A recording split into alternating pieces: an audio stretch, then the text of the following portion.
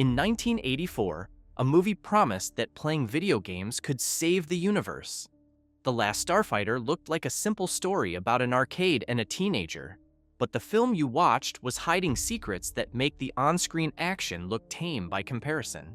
Some of these facts will change how you see the movie forever. Starting with number 1, the visual effects weren't just early computer graphics. They were the first time a movie completely replaced miniature spaceships with digital ones. When you watch Star Wars or Battlestar Galactica, you're seeing physical models photographed on a stage, but The Last Starfighter threw that rulebook away. Digital Productions, the company behind the effects, created roughly 27 minutes of computer-generated imagery spread across about 300 shots, and every single spaceship, every starfield, every explosion. In the space battle scenes came from code and calculations instead of glue and paint. The team was rendering frames with an average of 250,000 polygons at a resolution of 3,000 by 5,000 pixels using 36-bit color depth. In 1984, that was like trying to build a skyscraper with hand tools, and nobody was sure it would even work. Tron 2 years earlier had used computer graphics, but mostly to show digital worlds that were supposed to look like computer spaces. The Last Starfighter used the same technology to create realistic spaceships, planets, and explosions that the audience was meant to believe were real objects in the story. This wasn't a gimmick or a stylistic choice, it was a complete replacement of how space battles had been filmed for decades. The digital productions team argued their approach was actually faster and cheaper than building and photographing miniatures for the same number of shots. Whether that was true or just optimistic salesmanship, they proved it could be done. And film history books mark this as the moment computer graphics stopped being a novelty and became a genuine production tool. For number 2, the machine rendering all those spaceships was a Cray XMP supercomputer that normally calculated weather patterns and missile trajectories for the military. Digital Productions got access to one of the first Cray XMP systems in late 1983, and suddenly, they had raw computing power that made their previous work look like a calculator. The Cray had 16 megabytes of RAM, which sounds laughable now, but was extraordinary then. And the renderer had to squeeze into 8 megabytes so they could run 2 instances at the same time.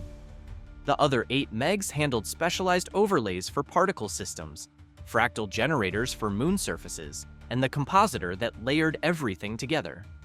This is why the explosions, stars, and terrain in The Last Starfighter don't look like anything from the optical effects era because they weren't photographed or painted. They were simulated using physics equations and mathematical models. When the Gunstar fires, when ships explode, when rocks tumble through space, those are all computational simulations translated into pixels.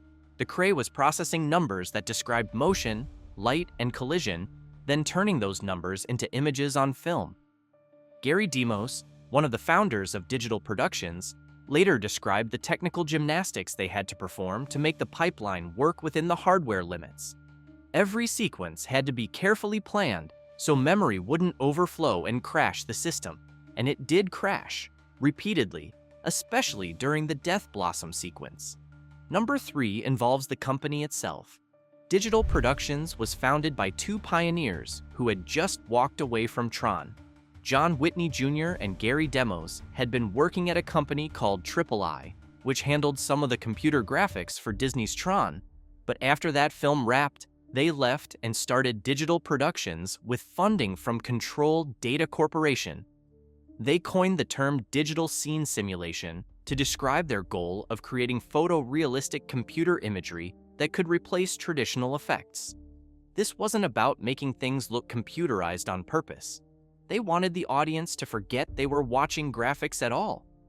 After The Last Starfighter proved the concept, Digital Productions went on to handle the Jupiter sequences in 2010, the year we make contact, also released in 1984.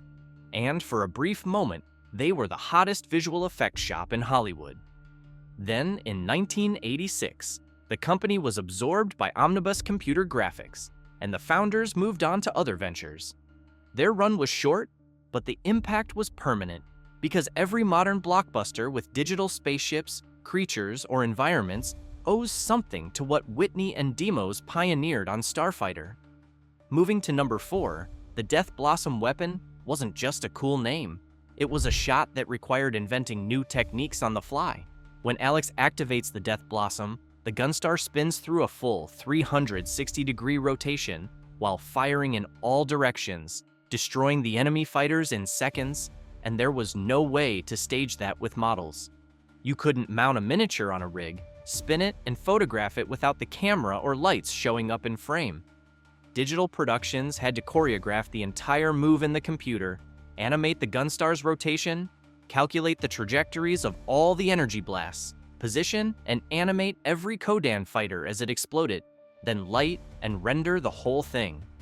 Each frame of that sequence took hours to compute, and some frames took more than a day. The team had to run simulations to figure out how the ship would move under thrust, how the weapons would look firing in multiple directions, and how the explosions would interact with each other.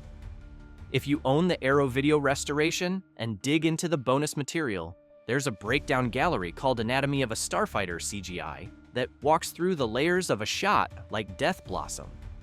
You see the raw geometry, the lighting pass, the particle effects, the final composite, and it's a reminder that every second of space combat in this movie was built piece by piece, in a process that felt more like engineering than filmmaking. Here's number 5. The cinematographer on this film was the grandson of a silent movie star named King Baggett.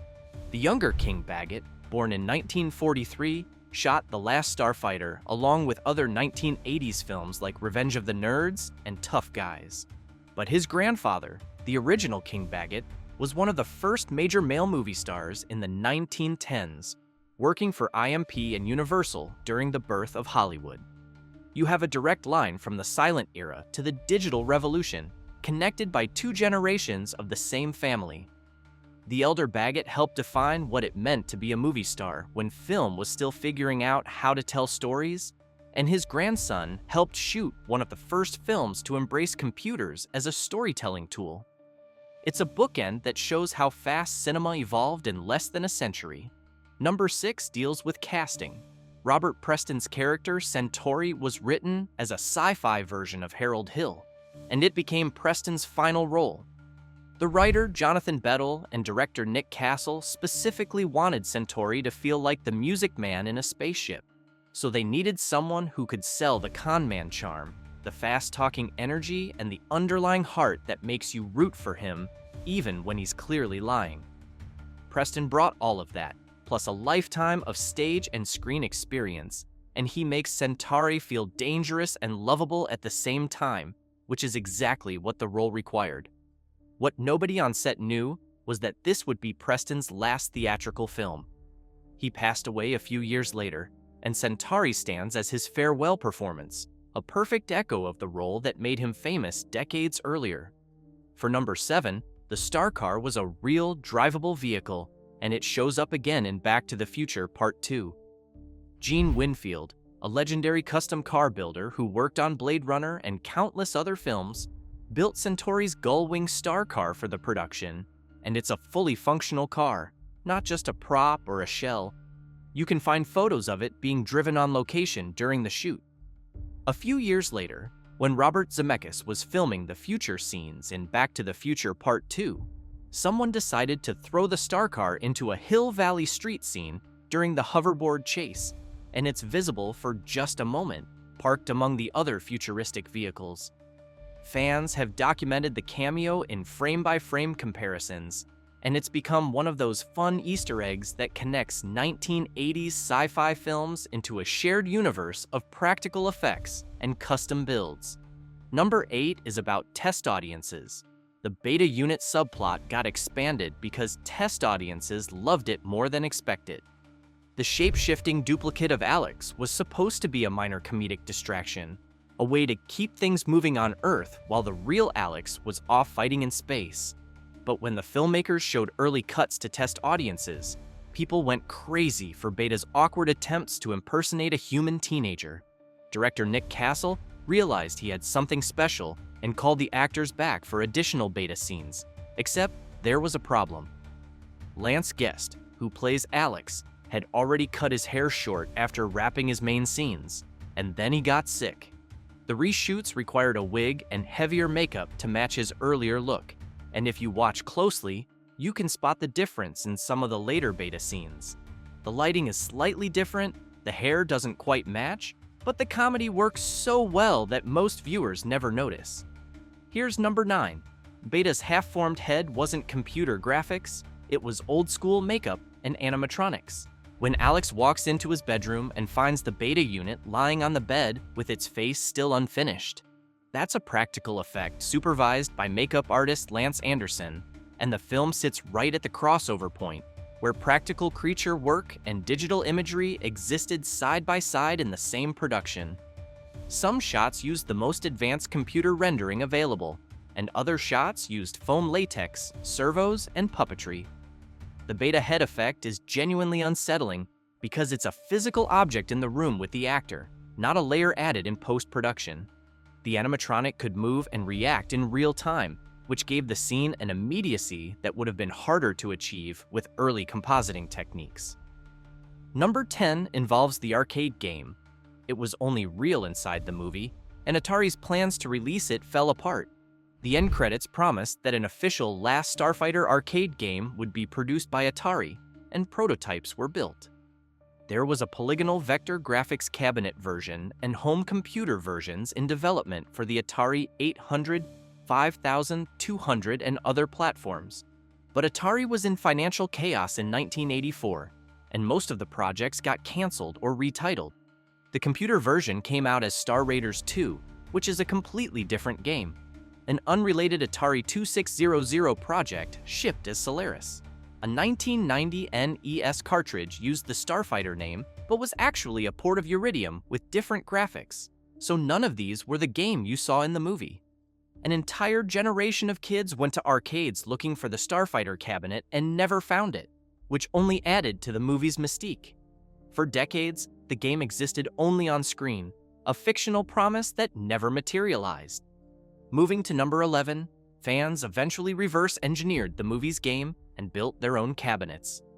A group called Rogue Synapse decided to recreate the Starfighter arcade game from scratch by studying the film frame by frame. They built a PC version that faithfully reproduces the gameplay shown on screen and released it as a free download for Windows. Then they went further and constructed a screen-accurate arcade cabinet using parts from a real 1980s machine. The cabinet was displayed at conventions and eventually loaned out for a documentary, and once the software was out in the wild, other fans started building their own replica cabinets. Today, you can find videos of people playing the game on homemade machines that look exactly like the one in the trailer park. It took 30 years, but the promise in those end credits finally came true, just not the way anyone expected. Number 12 is about location. The trailer park and store are real locations near Soledad Canyon Road. Principal photography started May 9, 1983, with most of the Earth scenes shot around Los Angeles, and the Starlight Starbright store is an actual building at 9411 Soledad Canyon Road. You can still visit it. The trailer park has changed over the years, but the storefront remains recognizable if you compare the film to recent photos. A lot of the movie was shot at night, which gave the locations a distinctive look under artificial lights, and Griffith Park was used for some scenes as well.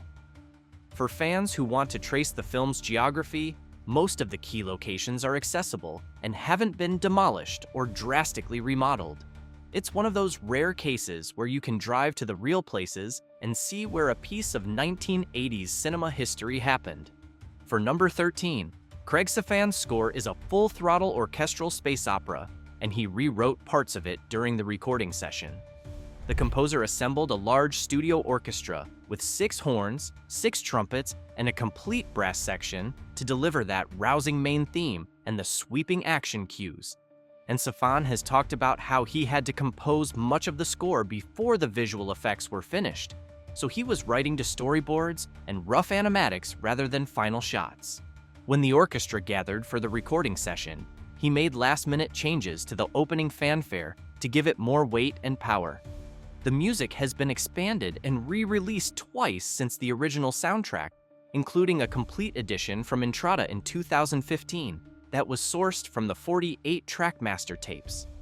Arrow Video's restoration includes new interviews with Safan, where he discusses the challenges of scoring a film where half the movie didn't exist yet as footage, because he had to imagine the energy and pacing of scenes that were still being calculated on the Cray. Number 14 deals with alternate endings. There's an alternate ending documented in production stills and storyboards.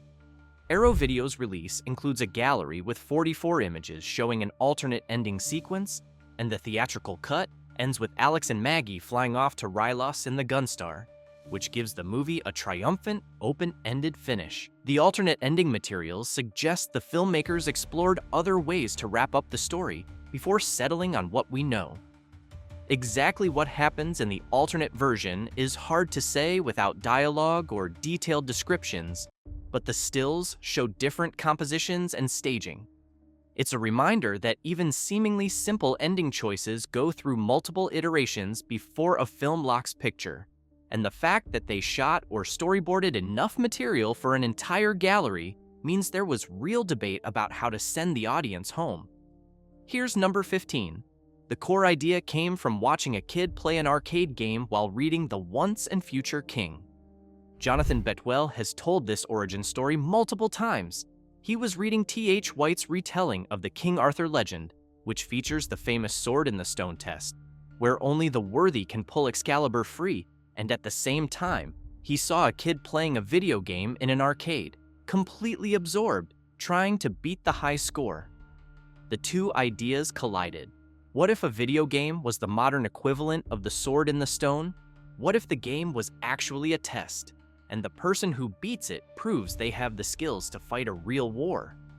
That thought experiment became the premise of The Last Starfighter, because Alex Rogan isn't chosen because of prophecy or bloodline. He's chosen because he's legitimately good at something, and that skill turns out to matter in a context he never imagined. It's a fantasy that spoke directly to every kid who spent hours perfecting their technique on Galaga or Defender. Number 16 is about expanded media. The Last Starfighter had a small transmedia universe in 1984. Besides the abandoned arcade games, the film spawned a Marvel Super Special issue number 31, a 3-issue comic miniseries, Alan Dean Foster's novelization, and a tabletop game from FASA called The Last Starfighter Tunnel Chase. The FASA game tried to capture the movie's asteroid tunnel dogfights in a board game format, years before home computers could handle that kind of 3D action, and the novelization added scenes and internal monologue that fleshed out the story. The comics extended the universe with additional adventures. For a brief moment, it looked like Starfighter might become a franchise with the same kind of expanded universe as Star Wars or Star Trek, but the box office was solid without being explosive, and the transmedia efforts faded. Still, that 1984 push shows the studio believed they had something bigger than a one-off movie. For number 17, the Star Car speedometer hits 303 miles per hour, and it's an intentional joke. When Centauri floors it out of the Starlight Starbright parking lot, a police radar gun clocks the car at 303 miles per hour, and it's a throwaway gag that tells you this isn't just a fancy custom car. It's a vehicle capable of interstellar travel, barely restrained while driving on a dirt road in California. Production archives and the Arrow galleries include close-ups of the Star Car's details, including the license plate that reads Rylos, because every detail of that car was designed to suggest advanced technology hiding behind a flashy exterior. The 303 mile per hour readout is the movie winking at you, confirming that Centauri isn't exaggerating when he talks about traveling between stars. Number 18 involves sequel attempts. The sequel rights have been tangled for decades, and the project keeps almost happening. For years, the follow-up was stuck in rights disputes involving Universal, Lorimar, Warner Brothers, and the original writer Jonathan Betwell, with different studios claiming ownership of different pieces. In 2020, Betwell announced that the rights had been sorted out and that he was co-writing a script with Gary Whitta, who worked on Rogue One, and in March 2021, Weta shared a proof-of-concept reel online titled The Last Starfighters, with art by Rogue One's Matt Alsop and music by Chris Tilton incorporating Craig Safan's original theme. The reel looked professional and promising, but by 2025, industry reporting suggested the project had cooled again, though Betuel continued to talk about progress at anniversary events. The sequel remains in that frustrating state of perpetual development where it's always possible but never confirmed, and whether it eventually happens depends on a dozen factors beyond anyone's control, but the passion is clearly there. Here's number 19. The production cost $15 million, and it earned just under $29 million at the domestic box office. That's a solid return, but not a blockbuster, because the summer of 1984 belonged to Ghostbusters, Indiana Jones, and the Temple of Doom and Gremlins. The Last Starfighter had to compete with some of the biggest films of the decade, and it held its own without becoming a phenomenon. But its real success came later through cable television, home video, and the early days of DVD. The movie found its audience slowly over years as people discovered it on HBO or rented it from the video store. That warm, grounded love story between Alex and Maggie, set against the space opera spectacle, gave the film a rewatchability that kept it alive, and it became a cult classic not through marketing, but through genuine affection from people who connected with its blue-collar dreamer protagonist and its earnest optimism. Finally, number 20. Dan O'Herlihy, who played Grigg, was an Oscar-nominated actor performing under heavy prosthetics. O'Herlihy earned an Oscar nomination for Robinson Crusoe in 1954, decades before he signed on to play the lizardy reptilian navigator in The Last Starfighter, and bringing that much warmth, humor, and paternal affection through foam latex and makeup is a real skill. Grigg could have been a one-note alien sidekick, but O'Herlihy's performance makes him one of the most beloved characters in the film. Catherine Mary Stewart, who played Maggie, has spoken in interviews about how generous and professional O'Herlihy was on set, even while wearing that uncomfortable costume, and his ability to make you forget the prosthetics and just see Grigg is a testament to old-school acting technique meeting practical effects artistry. The Last Starfighter captured a moment when movies were still figuring out what computers could do. Don't forget to leave a like and hit that subscribe button if you enjoyed our 20 strange secrets from this movie. Drop a comment below. I'd love to hear from you. See you in the next video.